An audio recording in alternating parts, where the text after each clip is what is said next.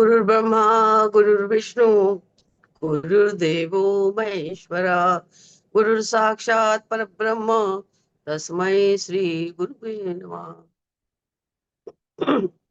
गुरु तत्वसे नित्य नांदे सभोवती असे ही तयाचीच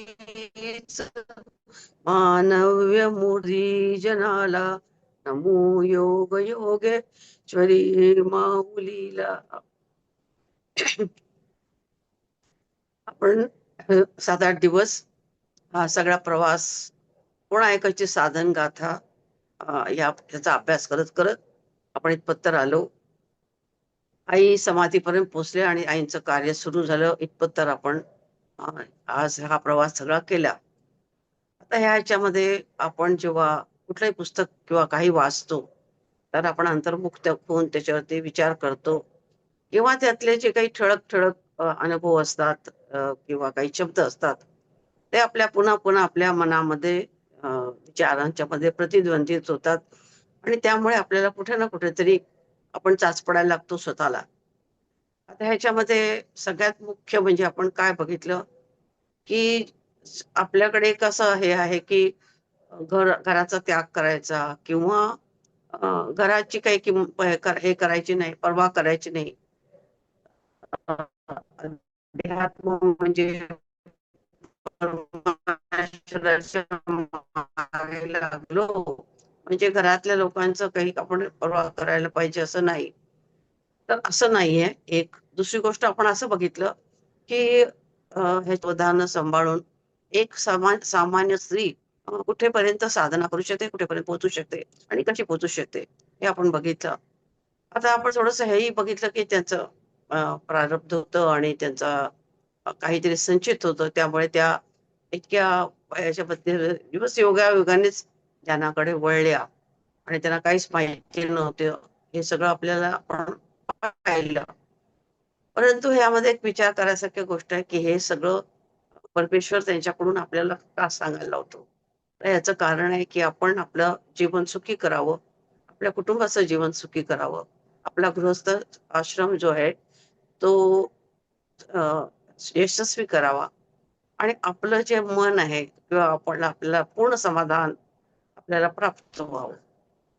या उपर आता सिद्धी प्राप्त करणे आणि अमकं करणे वगैरे याचं सर्वसाधारण मनुष्याचा उद्देश असतो का नाही मला कल्पना नाही. पण सिद्धी प्राप्त करून तुम्हाला तर माहिती त्याचा काहीच उपयोग करता येत नाही आणि उपयोग करणं ठीक पण नसतं आणि जेव्हा तुम्ही स्थिती प्राप्त करता तर त्यावेळेला मग असं होतं की तुम्हाला जर विवेक नसेल तर तुमच्याकडनं चुका होऊ शकतात. आता माझ्या ह्याच्यामध्ये बघण्यामध्ये असे साधक आहे की त्यांना काय त्यांचं पूर्वजन्मीच होतं म्हणा, त्यांनी जी काही कोणी साधना आईकडे यायच्या आधी केली होती तर त्या साधनेमुळे त्यांचं आज्ञाचक्र जागृत झालेलं होतं आणि ते मागचा जन्म कोणाचाही मागचा जन्म पुढचा जन्म किंवा आणखीन काही होणाऱ्या गोष्टी दूर ह्याच्या आधी ते सांगू शकायचे.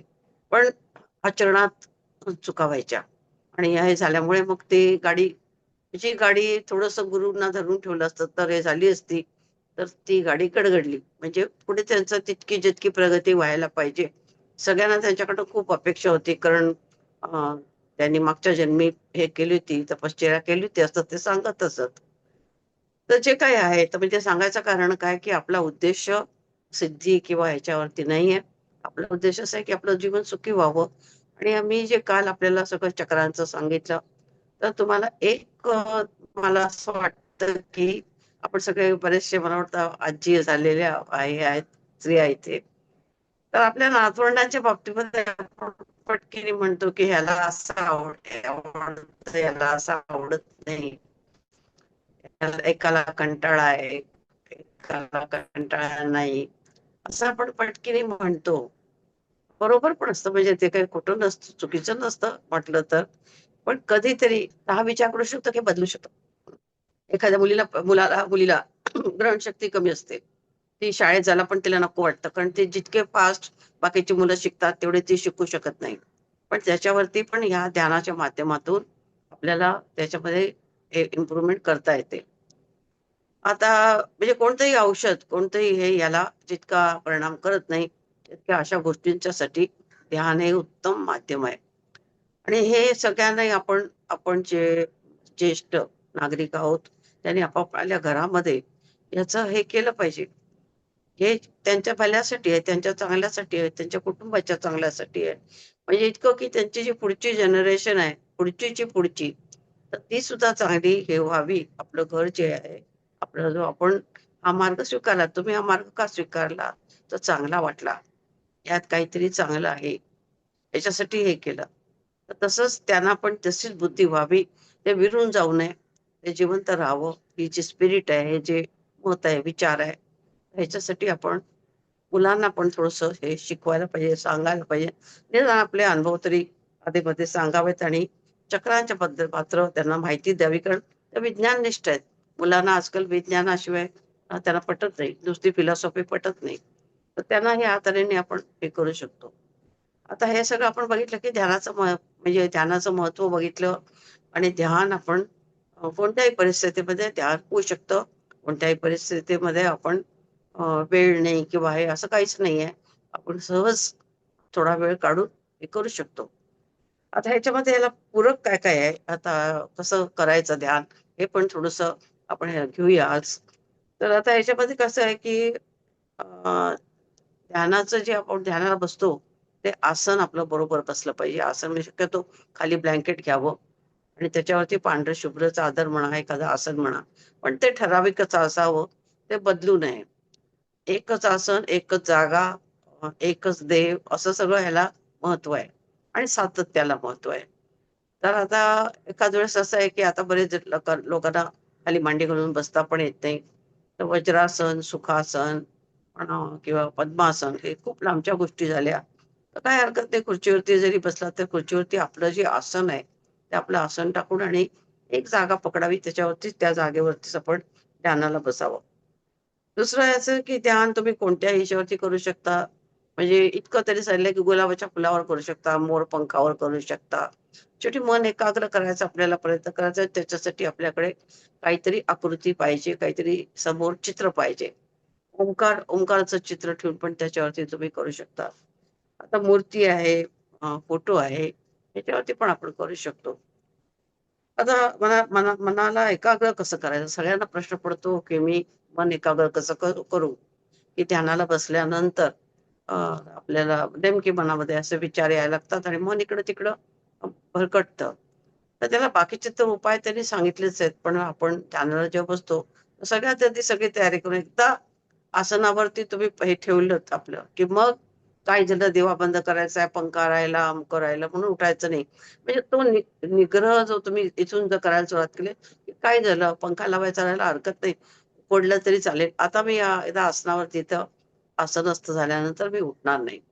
तर अशा तऱ्हेचे आपल्या ह्याच्यामध्ये आपल्याला निग्रह आपण जसं करत जातो, तसं ध्यानाच्या ह्याच्यामध्ये आपल्याला एक प्रकारचा आपल्यामध्ये कठोरपणा येतो, शिस्त लागते आणि नियमितता पण येते.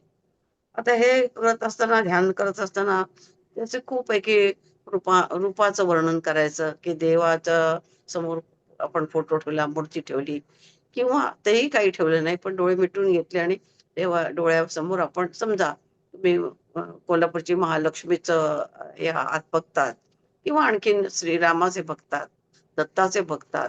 तर अशा वेळेला ते रूप समोर आणलं.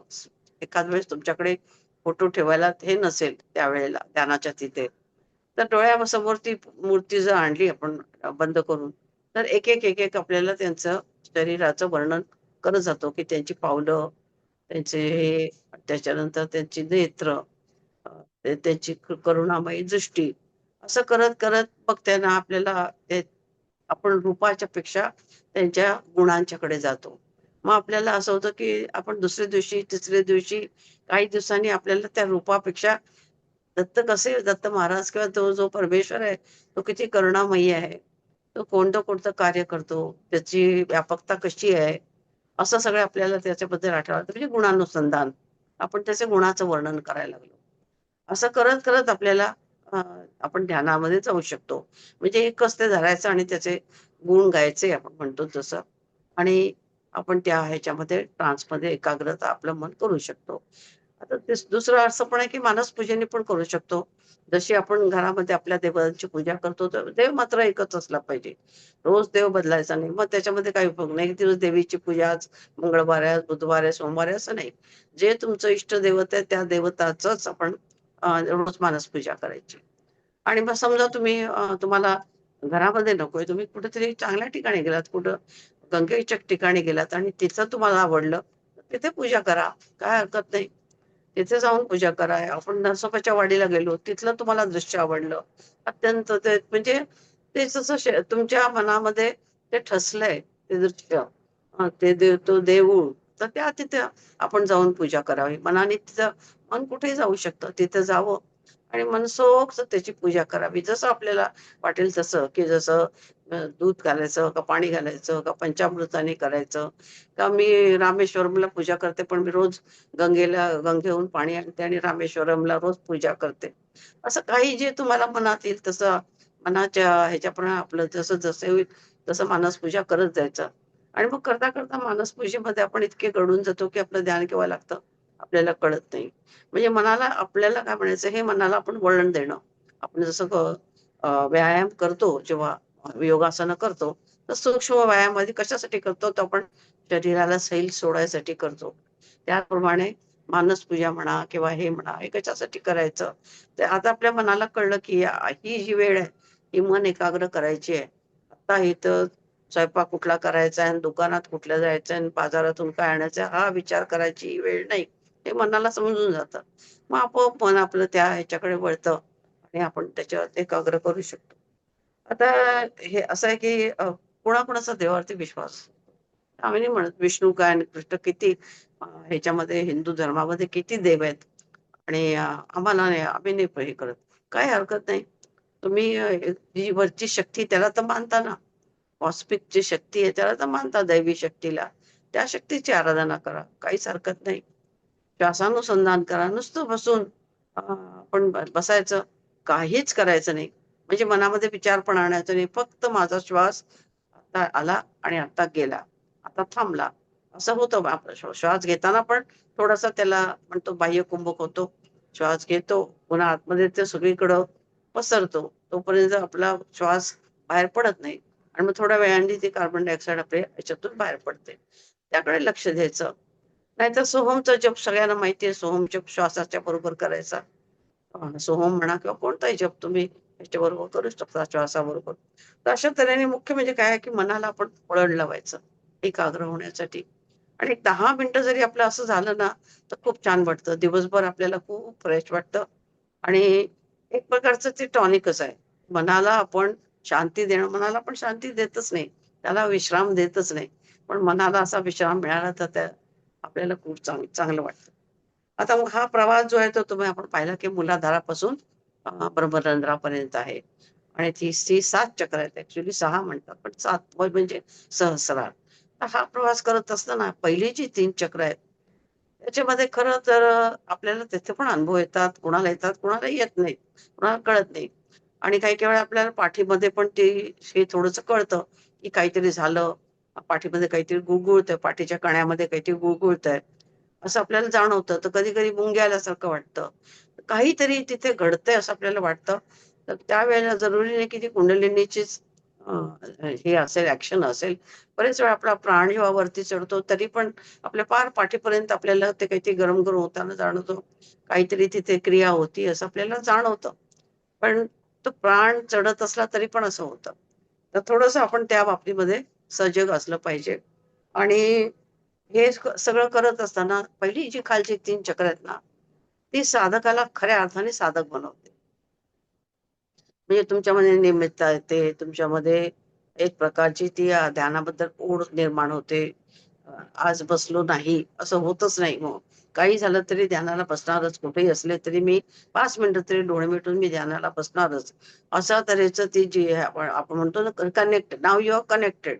पहिल्या 3 चक्रामध्ये धडपड करावी लागते. आपले जे विकार असतात त्यांना त्यांना त्यांच्याशी झगडावं लागतं. आणि आपण आपल्याला ओळखत असतो. आपल्याला कळतं, की माझ्यामध्ये हा विकार जास्त आहे. मला हे अमकं आवडत नाही. माझा हे असा आहे, माझा स्वभाव असा आहे. हे सगळं आपण आपल्या आपल्याच्यातच मान्य करत असतो. तिथं तू आणि तू म्हणजे मी आणि मीच असतो. तेव्हा आपण मोकळेपणाने आपलं आपलं हे करतो आणि त्याच्यामध्ये केवळ आपल्याला ते दिसलं, समजलं याच्यामुळे फरक पडतो. तर त्याच्यामुळे तो व्यक्ती ती व्यक्ती त्या आपल्या स्वभावाच्या बाबतीत त्याच्या बाबतीत विचार करत जाते आणि विचार करून ती आपल्याला सुधारते. तर अशा तऱ्हेने पहिलीची 3 चक्र आहेत आणि तिसरं जे चक्र आहे, नाभी चक्र, तिथे तुम्ही आलात की तुमच्या ह्याच्यातली घरातली परिस्थिती बदलणारच. कारण ते सगळं तुम्हाला भौतिक जे सुख आहे ते देणारं चक्र आहे. प्रतिष्ठा म्हणा, सन्मान म्हणा, धन म्हणा, म्हणजे सगळ्या प्रकारची संपन्नता. आपण असं एक हे करू नको, पण सगळ्या प्रकारची म्हणजे संपन्नता म्हणजे कशी आली, मग तुम्हाला आता पोथ्या पण वाचायला आवडायला लागल्या. तुम्हाला पूर्वी वाचायला आवडत होतं, तुम्ही नॉव्हेल वाचत होतात किंवा आणखीन काय करत होतात. पण संपन्नता कशी आली, ज्ञानाची संपन्नता पण आली. आता तुम्हाला ज्ञानार्जन करावंसं वाटू लागलं. तर हे जे होतं हे तिसऱ्या नाभीपर्यंत आणि चौथ्यापासून खरा आध्यात्मिक प्रवास सुरू होतो. मग तिथे आपल्याला जे म्हणतो ना मडकं जे आहे त्याला घडवलं गेलं. मातीत ठेवली. माती कुंभाराच्या ह्याच्यावरती मातीचा गोळा ठेवला आणि ते फिरायला लागलं. फिरायला लागल्यानंतर ॲक्चुअली त्याला जे आकार यायला लागतं ते ह्या हृदयचक्रापासून सुरू होतं. आणि ह्या ह्याच्यापासून सुरुवात झाल्या कारणाने आपण पुढे-पुढे ओढले जातो आणि आनंद घेतो. याचा खूप आनंद तर अलौकिक आनंद आहे. समाधीपर्यंत गेल्यानंतर किंवा इव्हन आज्ञाचक्राच्या मध्ये सुद्धा काही वेळा असं होतं, की काही संत कृपा करतात आणि ते आपल्याला अ, ब्रह्मांडामध्ये घेऊन जातात, फिरवून येतात. आपल्याला वायू दर्शन देतो. वायू सांगतोय, "बघ, माझ्याशिवाय काही होऊ शकत नाही म्हणून." तर तेच वेगळं असतं. असं ते अ, वायू आपण म्हणतो, पण ते त्या रूपात येऊन आपल्याला ज्ञान देतात वायूबद्दल. वायूबद्दल देईल, जलाबद्दल देईल. अशा तऱ्हेने जे पंचमहाभूत आहेत ती आपल्याला ज्ञान देतात आणि त्या ज्ञानातून आपल्याला एकच समजतं, की खरंच हे ही जी गोष्ट आहे ती अत्यंत आवश्यक आहे. म्हणजे एक प्रकारचं विज्ञानाचं तुम्हाला थोडं हे कळलं, की जल का आवश्यक आहे, वायू का आवश्यक आहे, हे आकाश म्हणजे काय आहे, एवढं मोठं आकाश आहे, हे आकाशाचं काय, व्याप्ती काय आहे, हे सगळं तुम्हाला समजायला लागतं. आणि हे समजल्यानंतर मग तुम्हाला आणखीन ज्ञान मिळावंसं होतं. आता हा ज्ञानाचा जो सागर आहे तो अथांग आहे. सगळ्यांना माहिती आहे. सांगायची गरजच नाही. तर म्हणूनच समाधीपर्यंत जरी गेलेला तर तुम्ही हिमालयामध्ये जाल, तर हिमालयामध्ये अनेक योगी जन समाधीपर्यंत पोहोचलेले तुम्हाला दिसतील. ते कोणाशी असे बोलत नाहीत, काही नाही. आपण आणि आपली साधना. मग ते काय मिळवतात? त्यांना काय मिळतं? शांत बसून ते काय करतात? असं तुम्हाला प्रश्न पडेल. तर मग तुम्हाला कळेल, की त्यांचं त्यांना ज्ञान मिळतच जातं. आणि त्या ज्ञानाचं इतकं आकर्षण असतं, की ते आपली साधना सोडायला तयार नसतात. साधना पहिले, मग त्यांचं जेवण-खाण काय त्यांचं त्याच्याबद्दल ते निरीच्छ असतात त्या बाबतीमध्ये. तर अशा तऱ्हेचं आपल्या परमेश्वर कृपेने आपण भारत देशामध्ये आहोत आणि इथे असं असंख्य संतांचं आपल्याला हे मिळतं. अ, उदाहरणं पण मिळतात, बघायलाही मिळतात, दर्शनही मिळतं आणि कडून आपल्याला प्रेरणा पण मिळते. आता ह्याच्यातलीच एक मी म्हणेन की आपली मालती आई, की मालती आईनी आपल्याला असा एक मार्ग दाखवला, की जे आपण म्हणतो की नाही बाबा हे काय आपल्याला करायसारखं नाहीये. उगीच काय आम्हाला पुष्कळ घरामध्ये पुष्कळ कामे असतात. तर घरामध्ये पुष्कळ कामं करून आपण आपलं सुख शोधू शकतो, मिळवू शकतो. हे आपण ह्या ग्रंथातून थोडेसे शिकलो. आता हे सगळं आईचं थोडेसे आपण आईचे विचार आपण थोडेसे ऐकूया आज. आईने थोडे सगळं पुस्तक झाल्यानंतर आईला वाटलं, की सांगावं काही. म्हणजे हे तर आपले अनुभव सांगितले आईने. अत्यंत सोप्या आणि साध्या ह्याच्यामध्ये आणि म्हणजे आई पुन्हा-पुन्हा हे सांगतात, की इतकं अवघड नाहीये, जितकं अवघड आपल्याला वाटतं. आणि बरेच असं सांगितलं असतं, की हा मार्ग कठीण आहे, हा मार्ग कठीण आहे. कठीण आहे, ठीक आहे. पण त्याचबरोबर तो आनंददायी पण आहे ना. कोणतीही कठीण गोष्ट आपल्याला त्रासानेच मिळते. सोप्याने पण मिळत नाही आपल्याला. तर तसं आहे, की आपण जसं-जसं हे करू, तसं-तसं आपल्याला आता आईंचं जे प्रवचन आहेत किंवा आईंचं जे आहे त्याच्यातूनच हे सगळी निवड केली आहे. थोडंसं वाचून दाखवते. या काळातील माणूस, त्याच्या श्रद्धा, सध्याचे वातावरण व विज्ञान युग या सर्वांमध्ये अध्यात्म या विषयाचे स्थान काय आहे आणि ते कसे असावे याचे ज्ञान यातून होते. निष्ठा, प्रयत्न, कर्तव्य तत्परता व संयम कमी कमी होत जाणाऱ्या या काळात आध्यात्मिक व्यक्तीने कसे वागले पाहिजे याचे मार्गदर्शन नेहमीच आईंच्या बोलण्यातून येते. स्वामीजी सांगत, बेटा देने से मिलता है, दे दो, खूप दो. खरंच मी या गोष्टीचा कितीतरी गोष्टीत अनुभव घेतला. साधी गोष्ट की आईने प्रेम दिलं आणि आईला तितकंच प्रेम मिळालं. जिथं जाईल तिथं म्हणजे आई असा विचारच करायची नाही. आई इथं कोणतरी म्हणालं, "अगं तुझी औषधं घेतलीस का?" तर आई मग पटकीने आई काय म्हणाली, "मी काय लोकांकडे जात नाहीये. माझ्या घरीच जाते. सगळी माझीच घरं आहेत." तर हे म्हणणं आणि हे अशा तऱ्हेने जाणं, तुम्हाला आश्चर्य वाटेल की आई एवढी योगिनी आणि इतकं सगळं पाळणारी, पण कधी कोणाकडे गेल्या आणि त्यांनी खूप काही कारणांनी आईला राहावं लागलं, तर आई त्यांची साडी नेसायच्या. फोटो आहेत त्यातले.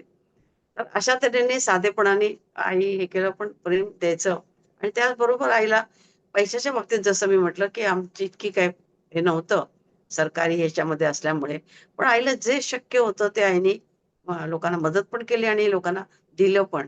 तर त्याचं स्वामीजींनीच सांगितलं, की "दे दो, देने से मिलता है." तर खरंच आहे, की आपण थोडं जरी दिलं तर परमेश्वर ते आपल्या काही ना काही रूपाने कसंही प्रेम असू दे, क्षमा असू दे, सहानुभूती असू दे, ते आपल्याला मिळते आणि आपल्याला खरंच कळतं, की अरे हा मनुष्य आपल्या ओळखीचा पण आहे आणि कसं आपलं काम केलं. तेव्हा आपण आठवावं, की आपण जे चांगलं काम केलेलं आहे त्याचं परमेश्वर कुठं ना कुठेतरी त्याची परतफेड करतो. तर स्वामीजी म्हणत, उपदेश देऊन शिष्याला आपली सेवा करायला कधीच जवळ ठेवू नये. त्याला साधन समजावून सांगावे, पण त्याचे व्यक्तिमत्व हिरावून घेऊ नये. म्हणजे काय, की आपण आता हे सगळं शिकलो आणि समजा आपण एखाद्या गुरूंच्या चरणी गेलो, तर अगदी गुरूंनी आपलं अस्तित्व आपण ठेवलं पाहिजे. गुरु जर आपल्याला अशा तऱ्हेचं हे करायला लागले, की तुमचं साधन होत नाहीये, हे करत नाहीये. त्यावेळेला तुम्ही विचार केला पाहिजे, की मी इथं कशासाठी आलो? मी कशासाठी इथं आलोय? मी साधनेसाठी आलोय आणि जर साधना होत नसेल, तर मग इथं काय करायचं मग? मी ह्याच्यासाठी आलोय का? अशा तऱ्हेने आपण आपलं जे हे आहे, पुन्हा आपली आवड, हे जरुरी नाही की गुरु एका देवाचं हे करतात किंवा एक भजन म्हणतात, तर तुम्ही तेच भजन म्हटलं पाहिजे असं नाही. आपलं व्यक्तिमत्व जे आहे, ते आपण जिवंत ठेवलं पाहिजे. स्वामीजी ने एकदा मला सांगितले, देखो आदमी जब खुद को कुछ समझने लगता है तब प्रकृती अपना नजारा दिखाती है. हे तर आपण आता रोजच्या दैनंदिन जीवनात बातम्यामध्ये बघतो की कसे चढ उतार माणसाच्या ह्याच्यात होतात आणि माणसाने कसं वागू नये आणि वागले तर त्याचे परिणाम काय होतात. स्वामीजी म्हणत, माणसानं कमी खावं तरच शरीर उत्साही राहतं. एका पोळीची भूक असेल तर अर्धीच खा. पोट थोडं रिकामं ठेवा तरच साधन होईल. तर अशा तऱ्हेने स्वामीजींच्या बद्दल लाईन दिलेली आहे. गुरु हे जेव्हा महातत्व मानले जाते, तिथे त्रुटी संभवतच नाही. त्रुटी दृष्टीदोषाने दिसते. स्थूल ते स्थूलच, पण पूर्ण ज्ञान चैतन्य आहे. गुरु आज्ञा असेल तर उणे पण नाहीच. म्हणून गुरुवर खूप निष्ठा हवी. तुम्ही अशी निष्ठा परब्रह्मावर सुद्धा ठेवू शकत नाही, कारण ते दृश्य नाही. तुम्हाला गुरुला प्राप्त करायचं नाही, तर गुरुने जे प्राप्त केलं ते प्राप्त करायचं आहे. गुरु ही व्यक्ती नसून तत्व आहे. देहाच्या माध्यमातून ते तत्व प्रकट झालेले आहे. असे कित्येक देह आले आणि गेले, परंतु तत्व मात्र चिरकाल टिकलेले आहे. म्हणून गुरुमधील व्यक्ती न पाहता तत्व पाहायला शिका. त्याच्यामध्ये आपण बघितलं आईच्या पुस्तकातच, की समर्थ रामदास, आईच्या समर्थ रामदास असं म्हणजे आपले एक संत आहेत हे सगळ्यांना माहिती होतं. पण आई काही त्यांची आराधना करत नव्हती. पण कुंडलिनीचा पूर्ण मार्ग आईंना समर्थ रामदासांनी दाखवला. यांचे गुरु खरंच शिवानंद स्वामी. तर हे आता सतत आपण अनुभवाच्या ह्याच्यातूनच बघतो, की खरंच तत्व एक आहे, की हा नाही तो आपलं जे कार्य ते करतच राहतात आणि त्यावेळेला येऊन त्यांचं कार्य करून जातात. ते काय असा विचार करत नाही, हे कोणाचा शिष्य आहे आणि काय आहे. फक्त हा साधक आहे आणि याला आता आवश्यकता आहे. म्हणताना ते आपल्याला मदत करतात, मार्गदर्शन करतात. गुरु हा विजेचा खांबासारखा आहे. परमेश्वर त्याचं पॉवर हाऊस. पॉवर हाऊस मधील वीज घरोघर पोहोचवणे एवढेच गुरु करतो. तरीही विजेच्या खांबाशिवाय वीज घरी येऊ शकणार नाही, हे विसरून चालणार नाही. म्हणजे काय, की गुरुच आपल्याला पाहिजेच. कारण आपल्याला हे जे ज्ञान आहे, ते ज्ञान देणारा गुरुच असतो.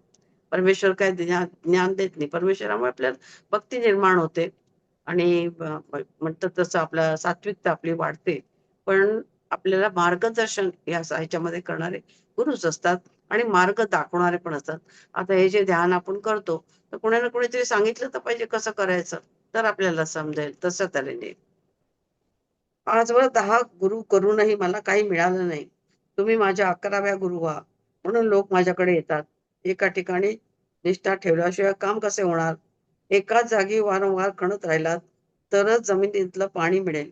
अनेक खड्डे काढून काय फायदा? हे उदाहरणही नेहमी देत असते. देवाच्या बाबतीत पण या आज एकदम गणपतीची खूप पूजा छान केली. मग उद्या विष्णूची केली, परवा देवीची केली. म्हणजे सगळे देव आवडतात. तर मग कसं होणार? तर एकच आपण हे केलं पाहिजे. त्याचबरोबर गुरूच्या बाबतीत पण आपण असं असलं पाहिजे. आणि याचं खूप छान उदाहरण माधवनाथांच्या पोथीमध्ये खूप मस्त दिलंय. त्याच्यामध्ये ते म्हणतात काय, की एक शिष्य आला त्यांच्याकडे आणि त्यांनी सांगितलं, की "मी डोळ्याने बघितलंय, माझे जे गुरु आहेत ते म्हणजे त्यांचं चालचलन ठीक नाहीये आणि मी स्वतः डोळ्यांनी बघितलंय. तर तुम्ही मला दीक्षा द्या." ते म्हणतात, "नाही, नाही, जो तुझा गुरु आहे तो आहे. आम्ही काही तुला दीक्षा देणार नाही." असं काहीतरी त्याला सांगतात. दुसरा एक शिष्य येतो आणि त्याला विचारतात, "तर बरं तुला इतका मागे लागलायस आणि गुरुमंत्र हवाय ना तुला, तर कर तू डुडू. डुडू हा तुझा मंत्र आहे." म्हणून सांगितलं. पण त्याने त्याच्यावरती विश्वास ठेवला आणि तो मंत्र केला आणि त्याला ईश्वर प्राप्ती झाली. आता आश्चर्य म्हणजे असं आहे, की ह्या चक्रांच्या मध्ये म्हणजे हे आता मला काल परवा हे जरा पोथी मी वाचून जवळ-जवळ 20-25 वर्ष झाले. पण आता काल परवा दिसायला झालं, की डू नाहीये ते दू आहे. दू वरती अनुस्वार असं असा तो शब्द आहे. आणि ह्याच्या आहे तो त्या चक्रांच्या ह्याच्यामध्ये येतो तो. त्याच्या उत्थापनासाठी, त्या तेजस्वी करण्यासाठी तो असा मंत्र आहे तो दू. तर कसं असतं बघा, म्हणजे ते जे असतं ते दैवी असतं. गुरु जे देत असतात ना, ते दैवी असतात. त्याने ते विचार करतच नसतात. ते जे म्हणजे खरं तर पूर्ण ईश्वर किंवा ती जी सत्ता आहे, तीच त्यांच्या माध्यमातून विचार करून आपले शब्द त्यांचे आपल्याकडे येत असतात. उपदेश त्यांचे येत असतात. जसे भिगातून एकवटलेले किरण अगदी अधिक उष्णता निर्माण करतात, तसेच एका गुरुपाशी, एकाच मूर्तीशी एकवटलेलं मनच अध्यात्मात जास्त काही मिळवू शकतं. गुरुकृपा कशी असते? डोंगरावर ज्याप्रमाणे पाऊस पडतो तशी असते. डोंगरावर पाऊस पडल्यावर तो खाली येणारच. फक्त आपण पायाशी खड्डा म्हणून राहिलं पाहिजे. तेथे शंका येता उपयोगी नाही. गुरु जे देईल ते ग्रहण केलं पाहिजे. परंतु माणसांचं तसं होत नाही. मी साधी राहते याबद्दल खंत का वाटते? जेव्हा मी तुमच्यात एवढी मिसळू शकते, तेव्हाच मी तुम्हाला काही देऊ शकेन. मी पापी आहे, अज्ञानी आहे, दगड आहे, असं सारखं तुम्ही का म्हणता? तुमच्या सर्व दुर्गुणासकट गुरूंनी तुमचा स्वीकार केला आहे. मग चिंता कसली? कोणतीही वस्तू वर फेकली तर ती गुरुत्वाकर्षणाने खाली येते. आपल्याला या जगातून मुक्त व्हायचं आहे. या गुरुत्वाकर्षणातून जर सुटायचं असेल, तर गुरुच्या आकर्षणात या. तोच त्यातून मुक्त करेल. आता ब्रह्म सत्य जगत मिथ्या असं म्हटले जाते. सत्य दिसत नाही. ब्रह्म तर दिसत नाही आपल्याला. जग सुटत नाही. तोपर्यंत शास्त्रांच्या आज्ञेने ब्रह्म सत्य आहेच. व अनुभवाने जगत सत्य आहे. जीवन धारण केला तो जीवात्मा म्हणजे स्थूल सूक्ष्माची जोडी. ह्या दोन्हीच्या आश्रयाने जीव जगतो. अन्यथा कसे शक्य आहे? ब्रह्म सत्य, जगत मिथ्या. परंतु शरीर आहे तोपर्यंत जगत मिथ्या म्हणणे उपयुक्त आहे. कारण आपण शरीराच्या माध्यमातूनच सगळं करतो. साधना करतो, विचार करतो, देवाकडे वळतो. ते सगळं शरीराच्या माध्यमातून ते मिथ्या कसं म्हटलंय? तर मिथ्या मिथ्या म्हणायचं म्हणजे आपण विचार करायला पाहिजे. तर मिथ्या नाहीच आहे. मी जोपर्यंत जिवंत आहे, तोपर्यंत मला डोळ्याने झाड ते झाडच दिसणार. अ, मांजर ते मांजरच दिसणार. तसं तसं आहे ते. त्याला काय मी मांजर दिसलं म्हणून मी काय त्याला वाघ म्हणणार नाही. किंवा त्याला जीव चाललाय असं म्हणेन का नाही. एक जीव, एक आत्मा चाललाय असं म्हणेन का मी? नाही म्हणणार. कारण त्याला आपल्याला ते आयडेंटिफिकेशनची पण आवश्यकताच आहे. तर त्यामुळे आपण थोडंसं ह्याच्यावरती केलं पाहिजे, की जगत मिथ्या, मिथ्या तर कसं मिथ्या? जोपर्यंत आपण त्याला समजत नाही मिथ्या कोणत्या अर्थाने, तोपर्यंत आपला अभ्यास पुढे आपण चालू ठेवला पाहिजे. मला परमेश्वर हवा आहे, पण कसा? छत्रीसारखा. पाऊस आला की छत्रीची आठवण होते. आपल्याला हवे त्या ठिकाणी आपण पोहोचलो की छत्री कोपऱ्यात ठेवतो. पुढच्या पावसाळ्यापर्यंत आपल्याला छत्रीची आठवण सुद्धा होत नाही. अशी आमची भक्ती. परमेश्वर हवा, पण खरंच तो हवा आहे का? विचार करा. कारण स्थूल बघी कटाटप लागतो. मग हे तर अदृश्य पाहायचे आहे, अर्थात समजायचं हे करून घ्यावं. मन फार शुद्ध विशाल हवं. आपल्याला पूर्ण बदलायला हवे. तेव्हा तिला तिथे सुखाने राहायचे असेल, ती त्या घराची तादात्म्य पावण्याचा प्रा- प्रयत्नात राहते. जुन्या सवयी सोडते, पण नव्या ग्रहण करते. बोलताना वागताना सतर्क राहते. तसे साधकालाही आपल्या स्वगृही जायचे आहे. बरिता त्यानेही प्रभूकडे जाताना निस्वार्थी प्रेम, व्यापक दृष्टी, शत्रू मित्र समान असे मोठे झाले की प्रभू कृपा लागते. तर आता हे तर तो आपल्याला सगळं जे सासरी जे जे आलेले त्यांना सगळं माहितीये की आपल्या सासरी कसं आहे आणि माहेरी कसं आहे. यात फरक आहे आणि ते आपल्याला म्हणजे माझ्या सासूबाई म्हाताऱ्या की झालं तरी आमच्याकडे असं नाही म्हणायचे. आमच्याकडे पातळ आमटी येत्या डोंबिवलीच्या आणि आमचे माझे सासरेचे ते विटा गावाकडचे. तर तरी त्या सांगत बस की आमच्याकडे असं नसायचं. तर तसं असतं. पण ते बाईला सोडून द्यायला लागतं. बाईला ती सगळ्यांना आवडतं कारण ती बाई जी तिचा त्यागच आहे. ती आली की घरातल्या लोकांना ती प्रसन्न करत असते. त्यांना त्यांना आवडत नाही असं नाही. त्यांना आवडतं तेच ती करते. हे तिचं वैशिष्ट्य आहे आणि म्हणूनच ती गृहस्वामिनी होते. एकदा ह्यांनी हे केलं होतं. कोण एक फॉरेनर होता आणि रवींद्रनाथ टागोरांच्याकडे ते आलेले होते आणि ते जरा त्यावेळेला तर मला माहिती की आणि अजूनही आहे की हिंदू धर्माला कमी समजतात.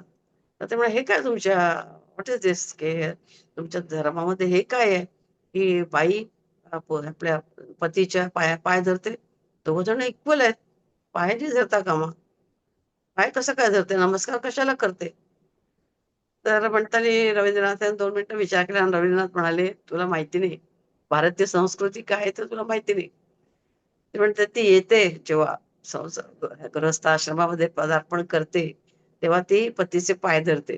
तुला माहिती का पुढे पुढे असं होतं, की त्याची पावलं, नवऱ्याची पावलं जिथं ती ठेवते, तिथेच ती पावलं पडतात." असं त्यांनी उत्तर दिलं. तर तसं आहे, की संसार जो आहे, तर स्त्रीचंच जबाबदारी जास्त असते आणि ती स्त्री त्याप्रमाणे ते जर तिने कर्तव्य दक्ष असेल, तर तो संसार खूप छान होतो आणि सगळ्यांचंच त्याच्यामध्ये पूर्ण कुटुंबाचंच भलं होतं. एक स्त्री त्याच्यावरती खूप काही अवलंबून आहे. भगवंताकडे काही मागू नये. काहीतरी मागणे म्हणजे त्याला ऑर्डर करण्यासारखे आहे. तो कितीतरी महान आहे. त्याला ऑर्डर कशी करता येईल? पुन्हा मला काय हवं हे तो जाणत नाही. असा अविश्वास का? व्यवहारातल्या प्रत्येक अडचणीकरता त्याला बोलवू नये. अडचणी या आपल्या कर्माची फळे आहेत, असे समजून थोडा धीर धरावा. तुम्ही त्याला बोलवा, मनापासून बोलवा, पण त्याला भेटण्याकरता किंवा त्याच्या भक्तीसाठी. आपल्याला या जन्मात तरी संत होता येणार नाही असे तुम्हाला वाटते, पण संत म्हणजे तरी काय? ज्याच्या अंगी चांगले गुण अधिक आहेत, त्यांना संत समजून तुम्ही नमस्कार करत जा. मग जास्तीत जास्त चांगले गुण तुम्हास मिळवता येणार नाहीत का? ज्ञानेश्वरांनी भिंत चालवली. तुम्ही वीट तरी उचलून टाकाल ना. संतों की क्षमा हमारे लिए कितनी बड़ी सजा हो सकती है असं म्हटलंय त्याने. म्हणजे काय की संतांच्या बाबतीमध्ये आपण अशी कोणतीही चूक करता कामा नये की संतांनी त्याच्यासाठी आपण क्षमा मागावी. क्षमा त्यांनी करावी. अध्यात्म लोक म्हणतात तुम्ही साध्या आहात. आपल्या मोठेपणाचं वेगळेपणाचं ओझं तुम्ही डोक्यावर घेतलेलं नाही. पण मला वाटतं माणूस हा देहात असला की सर्वांसारखाच. त्याला 2 हात व 2 पाय. तो मानव. 4 पायांचे जनावर. तुम्ही ज्ञानाने किती प्रगत झाला तरी तुमचे बाह्य स्वरूप सर्व मानवासारखेच आहे ना. राजा असो की भिकारी असो, पण तो बोलतो, खातो, सगळ्या त्याच्या क्रिया माणसाप्रमाणेच होतात. अध्यात्म म्हणजे काय? लोकांची कल्पना अशी आहे की सर्व व्यावहारिक अडचणी सुटणे, भौतिक सुखाचा लाभ होणे, कुंडलिनी जागृत होणे, समाधी लागणे, सिद्धी मिळणे व आंतरिक इच्छा कीर्ती प्राप्त होणे म्हणजेच अध्यात्म. तसं नाहीये. अध्यात्म म्हणजे आपण सेल्फ रिअलायझेशन, स्वतःची आपली प्रगती करून घेणे. मानवाचं जे उच्चतर जीवन आहे ते जगायला शिकणे आणि मानवाचे जे उच्चतर गुण आहेत ते आपल्या करणे, ते स्वीकारणे, आपल्या अंगी बाणवणे हे अध्यात्म आहे. कर्म प्रभू श्रीराम व श्रीकृष्ण यांनी सुद्धा आपली कर्तव्य पार पडली. मग कर्तव्याला का घाबरता? संसारातील कामाबद्दल तक्रार का करता? रोजचे आखीव जीवन समजून त्या अनुरोधाने वागणे हेच कर्तव्य. कर्माशिवाय माणूस जगू शकत नाही. अत्यंत प्रयत्नवादी आहे, हे मला मान्य आहे. तुम्हाला आपल्याला आवडणारेच कर्म करायचे असते, परंतु प्रकृतीच 3 गुणांनी व्याप्त आहे, तेव्हा कर्माची विभागणीही होणारच. परमार्थ हा व्यवहाराला धरून केला पाहिजे. आपल्या व्यवहारातील कर्तव्याकडे दुर्लक्ष करून केल्या हा परमार्थ मला मान्य नाही. आई नेहमी सांगायच्या, की कर्तव्यात दक्ष आणि प्रभूकडे लक्ष. आणि असं कधी-कधी खूप त्यांचं ध्यान चांगलं लागायला लागलं आणि त्यांना जशी आईची तळमळ झाली, पण आईने घर सोडलं नाही. पण त्यांना त्यावेळेला असं वाटलं, की घर सोडून द्यावं. आई काय आता आम्हाला? तर आईने त्यावेळेला आईने त्यांना जागं केलं. आई म्हणाली, "असं नाही. तुझ्या जीवाला जन्म दिलास त्याला हे करणं तुझंच कर्तव्य आहे." आणि आईने काय आपल्या तपोवनात आईने त्यांना ठेवून घेतलं नाही. त्यांना घरी जाऊन त्यांचे संसार करायला लावले आईने. म्हणजे कर्तव्यातून आपण आपल्याला खरं सांगायचं तर कर्तव्यातून मुक्ती नसतेच म्हणजे तसं बघितलं तर. व्यक्तिपूजा. व्यक्तिपूजा मला आवडत नाही, पण तरी या प्रसंगातून मी सुटत नाही. कारण माणसांच्या भावना दुखवल्या जातात. पण लोक शास्त्रात दाखवतात आणि वर म्हणतात, "तुम्ही यात कुठे असता? मला पटत नाही. कारण माझ्या पायावर फुलाऐवजी काटे पडले, तर मला सोसवणार नाही. आधण पाणी ओतले तर तेही चालणार नाही. म्हणजे शरीरात असलेल्यास शरीराचे सुख-दुःख आहे. विधेयीपणा हा मनाला, शरीराला नव्हे." त्याचे शारीरिक आपल्याला हे होतात त्याचे त्रास तर होतोच ना माणसाला. आणि अशा तऱ्हेने देवासारखी पूजा करायची. तर हे खरं बघितलं तर आपल्याला त्याच्यावरती पण विचार करायला पाहिजे, की खूप मोठं-मोठं गंध लावतात आणि खूप जटा आणि हे आता आहे त्यांचा पंथ आहे त्याप्रमाणे ते करतात. त्यांना आपण काही त्याच्याबद्दल हे करू शकत नाही. परंतु कुठल्याही गोष्टीचा दिखावा म्हटलं, की तिथं मग ते काहीतरी चुकतं असं आपल्याला वाटतं. आता रामकृष्ण मिशनला जाल तिथं काही नसतं. फक्त रामकृष्णाची मूर्ती आणि ध्यानाला बसायला जागा. इतकं छान वाटतं तिथं वातावरण अतिशय सुंदर असतं. असं आपण पण स्वतः अशी तऱ्हेची जागा बघितली पाहिजे जिथं खरंच ध्यान आहे. ध्यान लावायला जागा उत्तम आहे. अशा ठिकाणीच आपण हे करावं. खूप म्हणतात तसं काही-काही वेळेला खूप प्रसिद्धी मिळालेली असते. मग तिथं वेगवेगळं वातावरण असतं. त्याच्यामध्ये आपल्याला जे पाहिजे ते मिळतंच असं नाही. आता दिवसाचं आहे आईने इतकं हे सांगितलं म्हणजे आपल्या आपल्या भिंतीवर आपण लिहून ठेवलं पाहिजे. आणि म्हणतात दिवसाचे 24 तास आपण काय करतो, कसे वागतो यावर 1 तासाचा आपला अभ्यास अवलंबून आहे. म्हणजे आपण जे 1 तास ध्यानाला बसतो, 10 मिनिटं बसतो, अर्धा तास बसतो. ते त्याच्यामध्ये जो काही आपल्याला अनुभव येणारा किंवा आपली प्रगती होणार ती कशावरती अवलंबून आहे, तर या आपल्या बाकीचे जे 23.5 तास आपण जे काय करतो त्याच्यावर अवलंबून आहे. आपल्या हृदयातील जलाशय स्वभावतः अत्यंत शांत आहे. त्यात तरंग उठत नाहीत. नव्हे तरंग उठण्याचा प्रश्नच उद्भवत नाही. पण आपण बाहेरून इतके दगड मारतो, की ते पाणी शांत राहत नाही. तर आता ह्याच्यामध्ये अ, एक लक्षात घ्या, की आपण समाधी अवस्थेत सुद्धा गेलेला व्यक्ती असतो ना, तर मला वाटतं ज्ञानेश्वरांनीच कुठेतरी त्याचं वर्णन केलंय. मला ती ओवी आता आठवत नाहीये. पण त्यांनी सांगितलं, की कसं होतं, की आतमध्ये जी ज्योत आहे, आता तुम्ही एखादी ज्योत सारखी फडफडते किंवा खूप ती हालते आणि समाधी अवस्था जे प्राप्त झाली म्हणजे योगाचं मन स्थिर झालं म्हणजे काय? त्या ज्योतीला वारच लागत नाही. ही ज्योती एकसारखी जळत राहते. तिचा प्रकाश कमी होत नाही, जास्त होत नाही. ती तशी हे होते. हे आपल्या मनाची जी स्थिती आहे ना, तशी आपण ठेवायचा प्रयत्न करायचा. खूप छान वाटतं. थोडा वेळ जरी आपण हा प्रयत्न केला ना, की आता मी माझं मनाला कुठं हलवून देत नाही. शांत एकदम. तर आपल्याला खूप चांगलं वाटतं. तर बरंच काय-काय आईने ह्याच्यामध्ये उपदेश केलेले आहेत बरीच पाण्यात, पण थोडं-थोडंच मी यातलं सांगत जाते. कारण काही थोडी माहिती पण आहे याच्यामध्ये आपल्याला. जप हे साधन आहे, साध्य नव्हे. बोलत, गप्पा मारत, रेडिओ ऐकत केलेला जप हा जप नव्हे. त्याने फारसे काही मिळायचं नाही. जपामध्ये नाम व नामी याचा सतत संबंध असेल, तरच तो जप हितकारी ठरतो. तुम्ही हा इतका जप करता, तो कामनेने करता. त्याचा तुमच्या साधनेला काय उपयोग? त्यापेक्षा इतका जप निष्काम बुद्धीने केला, तर चित्तशुद्धी होईल. फक्त मला प्रभूचं नावच घ्यायचंय माझ्या तोंडात आणखी काही येण्यापेक्षा देवाचंच नाव येऊ दे.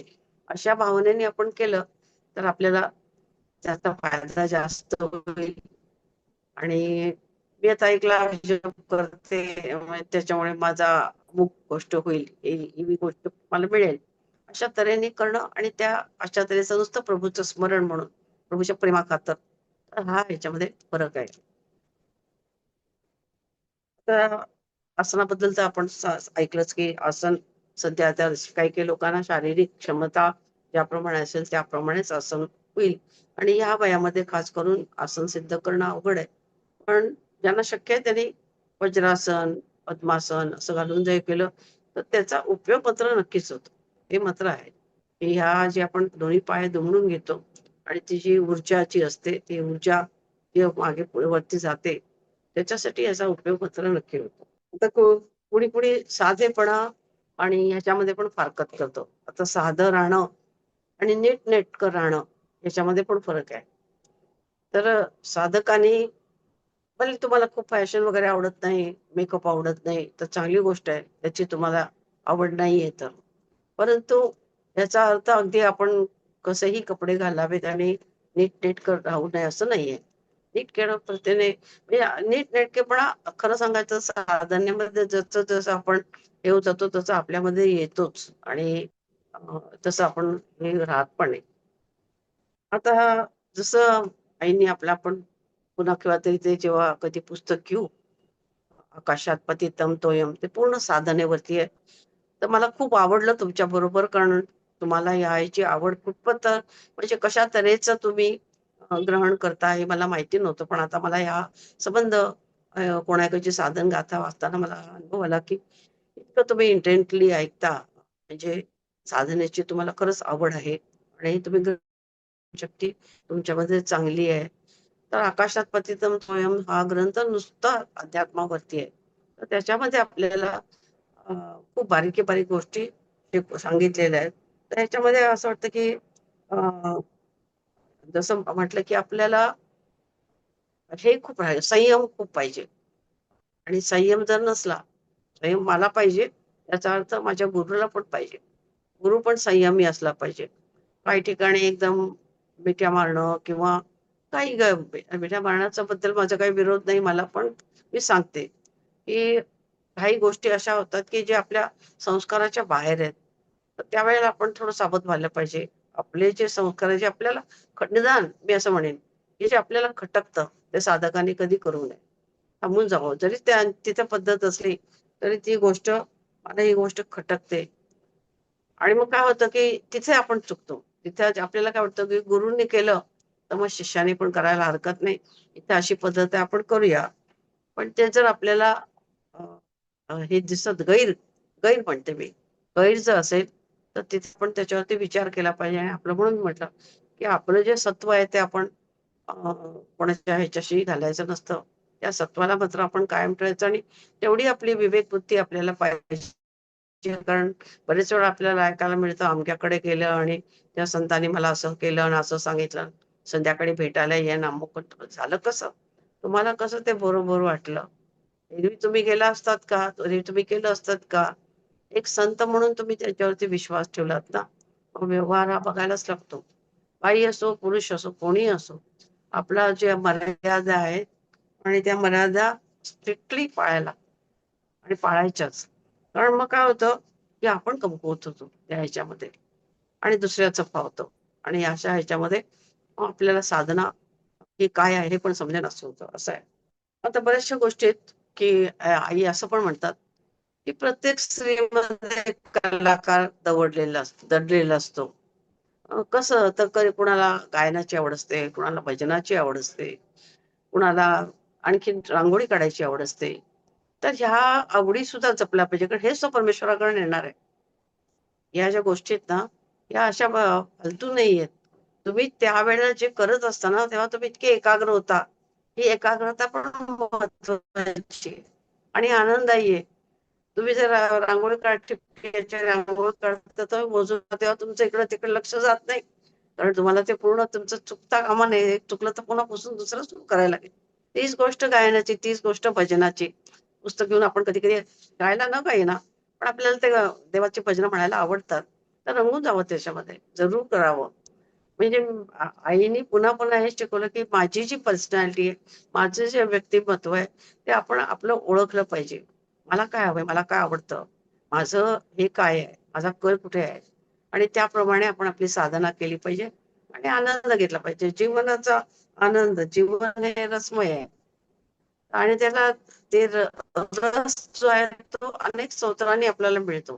ज्ञानाच्या माध्यमातून तो मिळतोच, पण आपल्याला अनेक स्रोतातून मिळतो. तर ती स्तोत्र आपण शोधली पाहिजेत आणि हे केलं पाहिजे.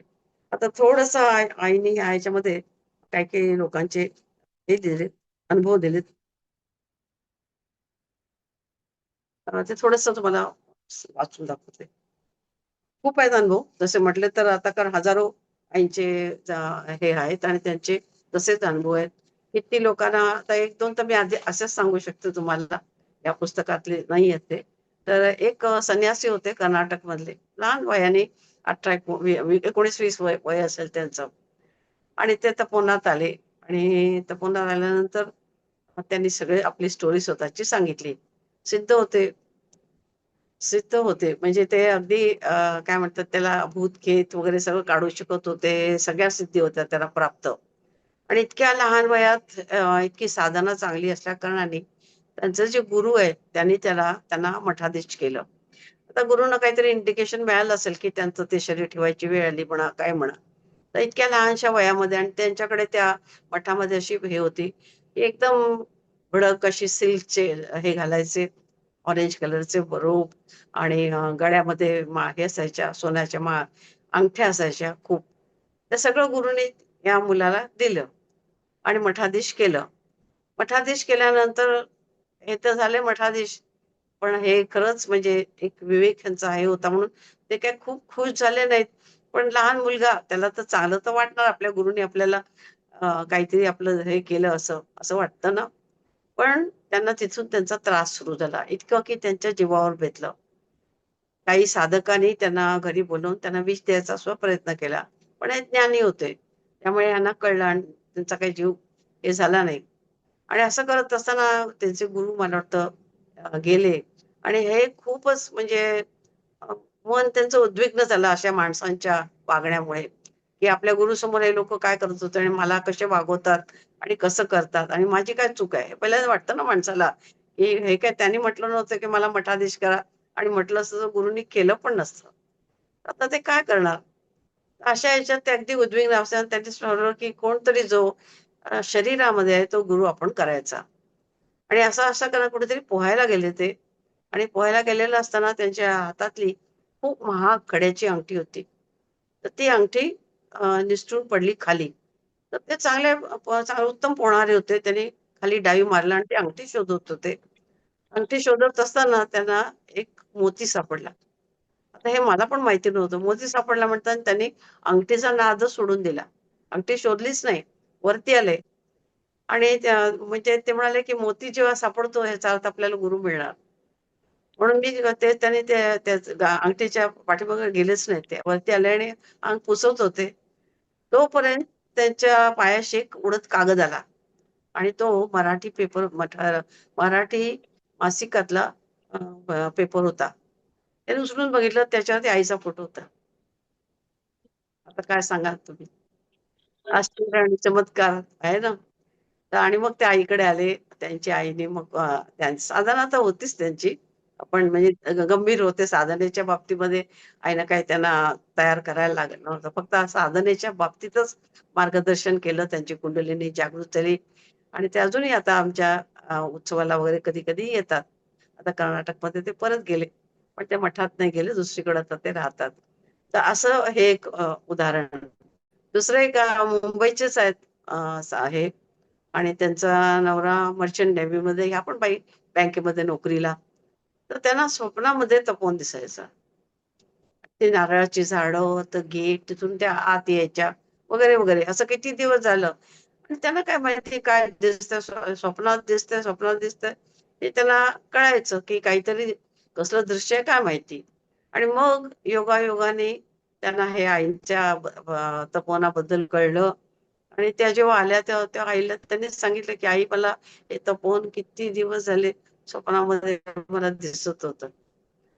तर असे असे लोक पण असे खूप अनुभव आहेत, हजारो लाखो म्हणतात तसे अनुभव आहेत त्याचे. तर आता ह्याच्यामध्ये त्यातले त्यातले खास काचायनी थोडेसे दिले आपल्याला थोडस हे समजण्यासाठी, की साधक पण कसा तयार असतो आणि साधक तयार असल्याने त्याची पण साधनेमध्ये कशी प्रगती होते. तर आता आता सचिन एक आहे साधक आहे, एका डॉक्टर कडून घशासाठी गोळ्या घेतल्या, त्यात नेमकं सल्फा ड्रग्ज होते आणि त्याला तर त्याची अलर्जी होती. डॉक्टरांनी त्याने अलर्जीचे सांगितल्यावरही त्यांनी घाईघाईने विपरीत गोळ्या लिहून दिल्या. सचिनने 2 गोळ्या सकाळ संध्याकाळ घेतल्या. दुसऱ्या दिवशी रात्री जेवण घेतल्यावर गोळी घेतली. रात्री 12 वाजता त्याला चक्कर येऊ लागली. सुदैवाने त्या दिवशी त्याचे वडील धुळ्याहून आलेले होते.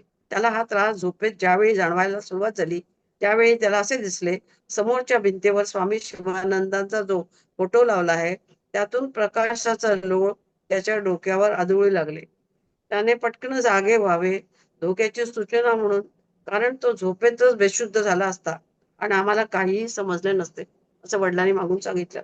त्याच वेळी प्रकाशाचे झोत दिसण्याआधी एक कुत्रा त्याच्या अंगावर सारखा भुंकत होता आणि सचिनला स्वतःचे लहान स्वरूप बांधलेल्या अवस्थेत त्याला दिसले आणि सचिन त्या स्वरूपात मला सोडवा असं म्हणत होता. हे सारे दिसल्यावर त्याने त्याच्या वडिलांना सांगितले, मला चक्करा येत आहेत, मला दवाखान्यात घेऊन चला. ते दाराबाहेर दवाखान्यात रात्री 12 वाजता जायला निघाले. त्यावेळी मी शिवानंदांच्या फोटोवरील फूल जणू जोरात फेकले गेले. रात्री सचिनला 2 सलाईन दिले. दुसऱ्या दिवशी तो कडकडीत बरा झाला. अशात त्याचे शिवानंदांचे म्हणजेच आईंचे, आता शिवानंद म्हणजे आता त्यांनी तर शिवानंद बघितलेलं नाही, पण शिवानंदांच्या स्वरूपात आईंचं त्यांना हे झालं. आता एक मला वाटतं या बहुतेक मेरठच्या आहेत का त्याच्यात त्यांनी हिंदीत लिहिलंय, एक बहुत बड़ा पुल लोहे का है, जैसे लक्ष्मण झूला, ऋषिकेश में है, उस जैसा लग रहा था कि उसके दोनों सिरे हवा में थे। पूरा का पूरा पुल हवा में लटका हुआ था। फिर उसी के नीचे एक सड़क दिखाई दी। सड़क पुल से मीलों नीचे दिखाई देती है। फिर अंदर से आवाज निकली कि मैं कहाँ हूँ। इतना ध्यान आते ही मैंने अपने आप को पुल की एक सिरे के ऊपर पाता हूँ। मुझे ऐसा लगा कि जैसे मैं शरीर सहित ऊपर हवा में उठा। मैं पुल को देख रहा हूँ। काफी लंबा पुल मेरे सामने, वो मीलों नीचे एक सड़क, पहाड़ी इलाका। जैसे गर्मियों में दोपहर में प्रकाश होता है, ऐसे ही प्रकाश था। बिल्कुल सुनसान था। कोई भी जीव दिखाई नहीं दे रहा था। खाली मैदान था। फिर मुझे ओम दिखाई दिया, जो सुनहरी रंग से प्रकाश में था. आता हे आपल्याला अनुभवत येतात, म्हणजे एक झाड दिसणं, आपण ह्यांना आता पूल दिसला, काही वेळेला पूल दिसत नाही, खूप खोल दरी दिसते आणि आपल्याला ते गुरु तिकडे दिसतात आणि गुरु म्हणतात ये मार उडी. आता तो जो हे असतो तो मग त्या दरीवरनं उडी मारतो. म्हणजे काय होतं, ही आपली अवस्था बदलली, ध्यानामध्ये आपण पुढे गेलो, एक जे आपण हे होतं तो टप्पा पार केला, असा त्याचा अर्थ असतो. तर ध्यानातले हे अनुभव सुद्धा त्याचे कोणीतरी हे करणारं सांगायला असायला पाहिजे. आणि काही वेळा बरेच वेळा आपल्याला ध्यानातले अनुभव समजत नाहीत, त्यामुळे मग आपल्याला असं वाटतं की कोणीतरी आपल्याला ह्याचं विवेचन केलं तर बरं होईल. तर त्याला त्याप्रमाणे जर अनुभव आलेले असेल तर तो सांगू शकतो, नाहीतर सांगू शकत नाही. आता एकाने लिहिलंय, आई कसे लिहू की मी तुला शरण आहे, असं म्हणून का शरण होता येतं? मग मुक्ती किती सोपी झाली असती, हो ना? माझी मुक्ताई. चांगदेव महर्षींना खरंच अहंकार झाला होता. नाही मुक्ताई, नाही ही सारी तुझीच लीला, तुझाच खेळ. हा तर शिवशक्तीने, पुरुष प्रकृतीने आमच्यासाठी टाकलेला डाव. आई, मुक्ताई, चांगदेवा भेटीसाठी तर ज्ञानांचा महामेरू साक्षात ज्ञानदेव, निवृत्तीनाथ व सोपान यांचे सह तू आली होतीस. मग त्यांना सोडून महर्षी चांगदेवानी तुलाच गुरुस्थानी का मानले व तुझी शरण का मागितली? आई, शक्ती मा, केवळ तूच का? तर शरण देण्याची क्षमता केवळ तुझ्यातच आहे. महर्षी चांगदेवानी आम्हासाठी केवढा त्याग केला. स्वतःवर अहंकारी असल्याचे ब्रीद घेऊन हेच सिद्ध करण्याचा प्रयत्न केला ना, की अहंकाराची जडता केवढी कठीण आहे. 1400 वर्ष तप करून साऱ्या सृष्टीवर विजय मिळवून साऱ्या रिद्धी सिद्धी मिळवून काही उपयोग नाही. कारण सृष्टीची शक्ती रूपिणी मा, शक्ती स्वरूपिणी शरण दिल्याशिवाय पुढील गती नाही. हो मुक्ताई, माझी मालती आई, माझी सद्गुरू आई, शरण केवळ तूच देऊ शकतेस. कोणीही स्वतः कधीच पूर्ण शरण जाऊ शकत नाही. आई आज पहाटे ध्यानातील आपले कृपा प्रसाद निरूपण थोडक्यात अज्ञानी बालकांना मांडण्याचा प्रयत्न केला आहे. क्षमस्व. आता ही साधक किती छान चांगले साधक असेल बघा. किती वेगळ्या तऱ्हेचं त्यांनी आईचं दर्शन तिला घडलेलं आहे. तर अशा तऱ्हेने आपण जेव्हा म्हणजे साधक तयार होत जातो, तेव्हा आपण गुरुला पण वेगळ्या वेगळ्या दृष्टिकोनातून बघू शकतो. आणि तसं दर्शन पण होतं. त्याप्रमाणे आपल्याला ध्यानामध्ये दर्शन पण होतात. आणि समजा दर्शन झालं नाही, पण त्याप्रमाणे आपल्या समजेमध्ये, आपल्या विचारांच्या मध्ये फरक पडत जातो आणि आपण त्या ह्याच्यावरती जातो. आता म्हणजे जे ज्यांना चांगले साधक आहेत म्हणा किंवा ध्यानामध्ये त्यांना चांगले हे आहे, अशा लोकांचे पण अनुभव घेतले त्याच्यामध्ये. जसा हा वरचा अनुभव अतिशय सुंदर आहे. तसाच 17 जुलै 1993 ला कुंडलिनी शक्ती कंठचक्र आज्ञा चक्रात गेली आणि ह्या 17 तारखेला शक्ती भ्रमर गुंफेत गेली. कमरेवरचा भाग गरगर फिरू लागला. मान व डोळे अतिशय जड झाले. तेही फिरवत होते. भ्रमराचा ध्वनी निघत होता. डोक्यात गुंजारव व वीणास वाजून चालू झाले. कानात गोड घंटा वाजू लागली. 2 तास ध्यान झाले. नंतर शरीर थकले. दुसऱ्या दिवशी पण थकवा होता व ध्यान झाले नाही. 19 तारखेस सुद्धा विश्रांती घेतली. सबंध दिवसभर डोके अति जड. काही वाचणे सुद्धा शक्य नव्हते. तारीख 20 ला असेच अनुभव आले. गरगर फिरताना ओम असा ध्वनी येत होता. मान डोके जास्त वेळ फिरत होते. हात उंच करून शिवाला नमस्कार व भेटण्याची तीव्र उत्कंठा प्रगट झाली. आज्ञाचक्रावर असाच अनुभव आला होता. त्याचीच पुनरावृत्ती. अत्यंत गोड असे अनुभव आले, पण शब्दांकन करणे कठीण. हा अनुभवाचा प्रांत आहे. डोके विलक्षण जड होऊन बसले आहे. ते उतरत नाही. वाचता येणे मुश्किल. आता हा ध्यानातला अनुभवाने का सांगितलाय? ह्याच्यासाठीच की असे अनुभव आपल्याला येतात आणि आपण त्या अवस्थेला आपण पोहोचतो. काल संध्याकाळी ध्यानात एक फारच छान अनुभव आला. संध्याकाळी 6:45 ध्यानात बसलो. शरीर हे दुसरं कोणतरी सांगतंय. शरीरात अगोदर फारच कंपनी निर्माण झाली, पण नंतर अत्यंत शांतता व समाधान झाले. भ्रुकुटी मध्यात प्राण एकवटला. शरीर अतिशय कुंभक अवस्था निर्माण झाली. जणू काही शरीर म्हणजे प्रचंड हवेच्या दाबाचा एक रबरी फुगाच. जर फुटला तर केवढा तरी उत्पात व्हावा असा. नंतर सर्व काही पूर्ण व शांत व एक उमललेले कमळ व त्या कमळाच्या मध्य भागावर वरून अत्यंत शुभ्र तेजस्वी पण मधासारखे जाड द्रवाचे थेंब पडत होते. तेव्हा जाणीव नाभिस्थानी होती. नंतर पूर्णतः जाणीव नाहीशी झाली. पुढचे काही सांगता येत नाही, पण अत्यंत आनंद निरामय जीवन होते. ते शब्दात मांडताच येत नाही. जेव्हा जाणीव झाली तेव्हा शरीराभोवती एक विशिष्ट वातावरणाचे कवच झाले होते. अत्यंत शुद्ध सात्विक निर्मळ. तेव्हा ध्यान संपले तेव्हा 2.5 तास झाले होते. नंतर बराच वेळ एकसारख्या ढेकरा येत होत्या. रात्रीही वा दिवसभर एकसारखी कंपने जाणवत आहेत. त्याचप्रमाणे सारख्या ढेकरा येत आहेत. असे खूप वेगवेगळे अनुभव दिले त्या ढेकरा येण्याचं कारण काय, ते वायूचं जे त्यांच्या आतमध्ये झालं त्याच्यामुळे ते सगळं शरीर त्यांचं दुखलं पण असेल बरंच त्यांना. अशा अशा तऱ्हेचे त्यांचे आपल्या साधकांचे खूप अनुभव आहेत. आणि आपण साधन जेव्हा करतो तेव्हा ह्या साधनेचा आपण सगळ्यांनी ह्यासाठीच लाभ घ्यायचा की आपलं जीवन सुखमय व्हावं, आपल्या मुलांचं जीवन सुखमय, गृहस्थ आश्रम आपला नीटनेटका व्हावा आणि पुढची जी पिढी आहे तर त्यांना आपल्यापेक्षा कदाचित वेगळे वातावरण मिळेल. कदाचित चांगलं असेल असं वाटत नाही. जरी पैशाने चांगलं असेल तरी बाकीच्या बाबतीमध्ये कसं वातावरण असेल अशी थोडीशी मनामध्ये आपल्याला हे येते. तेव्हा त्यांना पण आपण आपल्यासाठी आपल्याप्रमाणे तयार करायचं. आपण पण खूप कष्ट झेलले, आपण पण अनेक गोष्टींना तोंड दिलं, पण जी सात्विकता आणि जे आपल्यामध्ये जे सत्व होतं ते कधी झालं नाही. आणि आपण कधी असा ह्याचा विचार केला नाही. उद्रेक असा उद्रेक झाला की आता सगळं संपवावं. तर आता मुलांचा उद्रेक होता, त्यांची सहनशक्ती कमी पडते. तर यासाठी आपण जो अभ्यास करतोय, जे काही करतो, जसं आईने सगळ्या जगासाठी प्रार्थना केली तशी आपण सगळ्यांच्यासाठी प्रार्थना करू.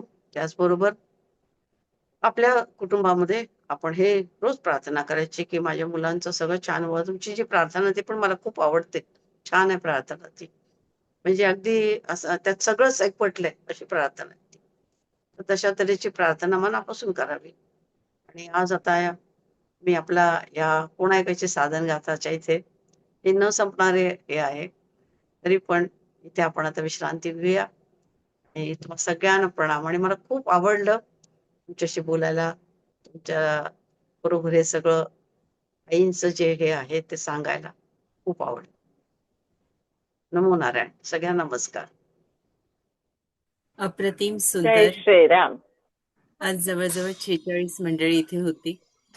अनेकांनी विचारले ताई पुन्हा कधी येणार, तर ताई मार्च महिन्यात येणार आहेत. ताई आपण ज्या तारखा द्याल तसं आम्ही बाकीचे कार्यक्रम आमचे आयोजित करू. या 29 तारखेला प्रज्ञा दर्भे गोंदिवलेकर महाराजांवर बोलणार आहेत, ते आपण जरूर यावं.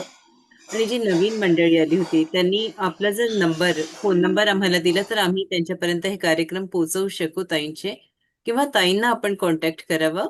पण कृपया फोन करू नये, मेसेज करून मार्च महिन्यात आपल्याला ते दिवस समजतील की 10 दिवस कधी असतील. आणखीन आपल्याला जर ताईंशी बोलायचं असेल तर आपण बोलू शकता. ताई आज तर इतकी ऊर्जा होती, म्हणजे आज्ञाचक्रात जवळजवळ आज्ञाचक्राच्या गुहेत आई बसलेल्या आहेत असं एक दर्शन होत होतं. आजची अनुभूती काही खूप वेगळी होती. जसं काही आईंची ही आईंचंच प्रयोजन आयोजन होतं आणि त्यांनी हे सगळं घडवून आणलं. तर मी तर नेहमी म्हणते आईंची सेवा. नाही तर खरं सांगायचं तर तुमचा आणि माझा असा सहवास नाही, काही नाही. तुम्ही मला आणि मी पण लगेच हो म्हटलं आईच्या बद्दल बोलायचं म्हणताना. आणि बोलू शकले. मला एवढा कॉन्फिडन्स पण नव्हता की आपण हे बोलू शकू आणि तुम्हाला ते आवडलं. तर हे सगळं त्यांना त्यांच्या मनात असलं की सगळं होतं, त्याशिवाय होत नाही. आणि त्यामुळेच झालं असं मला आपल्याला मानलंच पाहिजे. कारण म्हणतात तसं की इतके वेळ कोण ऐकतं खरं म्हटलं तर. पण तुम्हाला सगळ्यांना ते ऐकावंसं वाटलं आणि मी पण बोलू शकले, सांगू शकले, थोडं एक्सप्रेस करू शकले. तर हे पण त्यांचीच करणी आहे, त्याशिवाय शक्य नाही. त्यांची कृपा आहे. खरी गोष्ट आहे ताई. श्रीराम. जर कोणा वृता. हा, श्रीराम श्रीराम. प्रज्ञा ताईशी हो, बोलायचे. खूपच. हो, खूप खरं श्रीराम. चरणस्पर्श प्रणाम ताई तुम्हाला. आणि तुम्ही इतक्या छान विभूतीच्या पोटी जन्माला आलात. आणि खरंच त्याचं चरित्र इतकं अद्भुत आहे, की आणि खूपशा गोष्टी अशा कळल्या, की आपण जो मार्गक्रमण चालला आहे, त्यावर आपण बरोबर चाललो आहोत कुठेतरी. अशी एक अनुभूती आली आणि खूप छान होते सगळे अनुभव. मी मागच्या वेळी पण आपलं अटेंड केलं आणि खरंच खूप छान वाटलं. अ, असंच मार्गदर्शन मिळत राहावं ही प्रार्थना आपल्या चरणी. जय श्रीराम. जय जय रघुवीर समर्थ. धन्यवाद प्रज्ञा. ज्यांना बोलायचं असेल ते कृपया आपल्या खिडक्या उघडा आणि ताईशी संवाद साधू शका. प्रत्येकाचं नाव घेणं कठीण जात आहे, इतकी ऊर्जा आज वाढलेली आहे. आपल्याला याची सगळ्यांना जाणीव होते मला वाटतं, हो ना? हो हो आजची ताई. जी ऊर्जा आहे ती खूप जास्त आहे. म्हणजे जय आपण श्रीराम ताई, मी बोलू? बोला बोला प्लीज. हा. मेधाताई, अप्रतिम विवेचन. मध्ये एखाद दुसरं माझं थोडस वैयक्तिक ह्याच्यामुळे झालं नाहीये. पण तुम्ही आई आणि गुरु अशा दोन्ही याच्यातनं इतक्या व्यक्त छान झालात ना, की ज्यावेळेस तुम्हाला गुरु म्हणून आई आई नाही पण गुरु म्हणून तर तुम्हाला थोडस काही मान्य करायला काही गोष्टी अवघड गेल्या. ते अगदी खरंच तुम्ही आपल्याला पण सर्वसामान्यांना पण आम्हाला सुद्धा आई आमच्यात कोणीतरी दुसरं हे होतंय किंवा आईला गुरु असं बघणं आणि तेव्हा हक्काची आई याच्यात जे तो बदल जाणवतो किंवा डिफरन्स जाणवतो, तो पण तुम्ही खूप छानपणे पद्धतीने मांडलात. आणि आम्हाला नक्कीच मार्च महिन्यात तुमचं जे आकाश पतितम तोयम ते ऐकायला नक्की आवडेल. परत यावं ताई. खूप खूप धन्यवाद.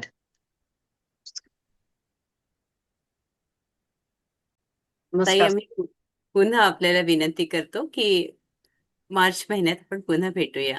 जय श्रीराम ताई. हरिओम. प्रणाम. दंडवत प्रणाम.